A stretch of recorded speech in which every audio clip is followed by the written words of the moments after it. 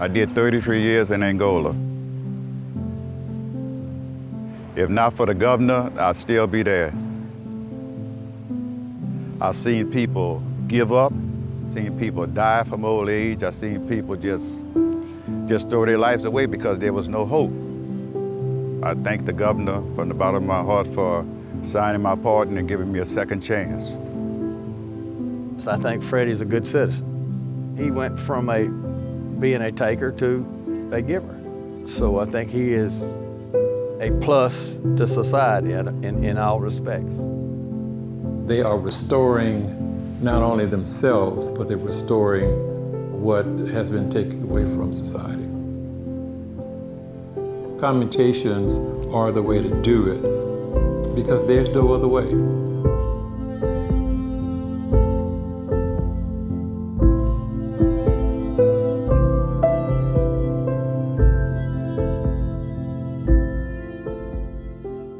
I served 19 years of a life without parole sentence.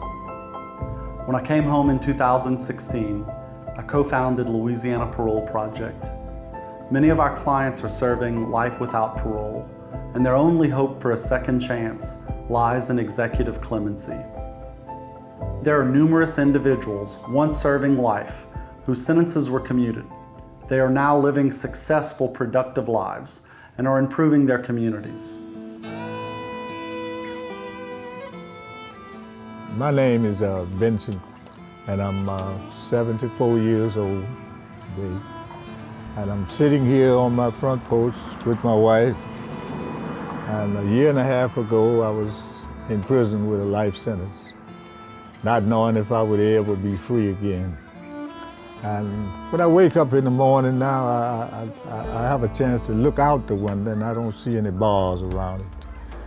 After a certain amount of time in prison, you have a change of heart and mind in how you want your life to be. I'm not the same person that I was 40 years ago.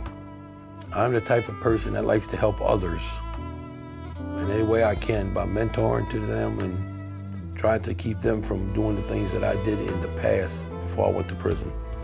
I am very grateful that the governor gave me a second chance to be able to come back out here into society.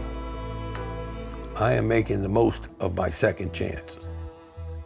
A lot of them were kids when they did it, young guys. You know, they're not the same men that they were then.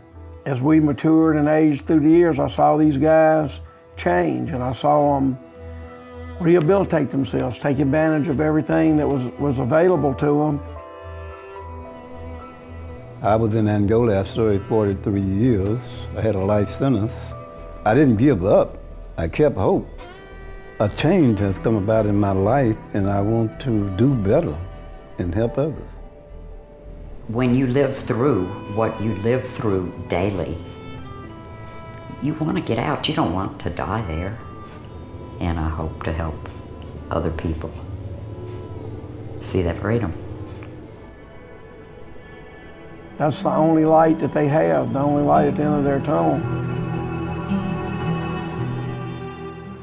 The prison today, before I left, was changing to educate you and teach you how to survive when you got out. A life sentence, then you couldn't get no kind of education, you couldn't get into a school, you couldn't take no kind of trade, so you were just there, you know. That's how they looked at it. You were just in the system. You was that number, that was it. But I didn't think that, you know, I was just a number. I thought I knew I was better than that. And so I went to work to better myself. And now I have a second chance. I'm trying to better myself more so I can do things that I want to do for my family. You can get your master's degree at Angola now, you know. When I started, that would have been, they'd have laughed at that. But you know, there's so many vocational trades now that they can get certified in, and the job market's out there for guys that are certified in mechanics or electricians, HVAC. You know, it's just a world opportunity out there. Over the last 8 to 10 years, all those opportunities have been available to those that have been locked up. I started setting goals of what I wanted to achieve in life and where I wanted to go, and staying in prison was not where I wanted to be. So every opportunity I saw available, I took it. I wanted to be an asset and not some kind of liability.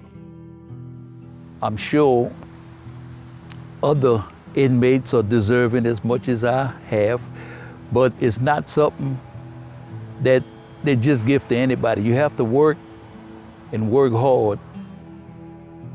You have to start now. You have to start on working on yourself now in order to get out. And that's what I did.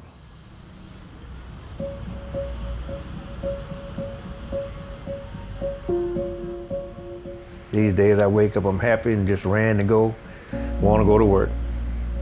And a lot of time I leave home early when I don't even have to, just to come to work, just to be driving on the road to know that I'm a free person. Guys they're out 5, 6, 7, 8 years and they're doing so well, you know, they're that light for the rest of them that they're leaving behind to, hey, look what they're doing, look what they did. We can do the same thing. When I was in prison, I saw many people die that gave up hope. It will tear you down knowing that when you've been sentenced to life sentence and you saying you will die behind the walls. It take your hope away from you. When people started going home, you seen a different change. So that darkness became light. It was so much light that people started to look for the hope. Everybody's kind of thinking, saying, man, you know what, if so-and-so went home, so-and-so is going home. So it kind of gave me, you know, the idea and said, man, you know, if they can go, if they can do it, I can do it. As a correctional administrator, it makes all the difference in the world if people have something to look forward to, something to work for. So from a pragmatic standpoint, it makes for a safer environment, and it makes for a better systems approach to corrections. That's what it's there for, corrections. It's to help correct.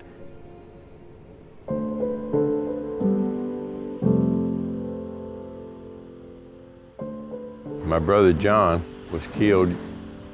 The gentleman that did that was Charles Manuel. He went to jail for life with no chance of parole.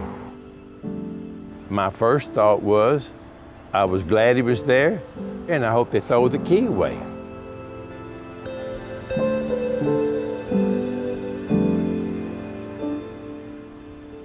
The brother of my victim wanted to meet with me, you know, and I told him, I said, yes, I'll do it. Yes, I'll be glad to do it. Me and Charles was face to face about 20 minutes later, and he had been praying to be able to talk to one of the family members and ask for forgiveness.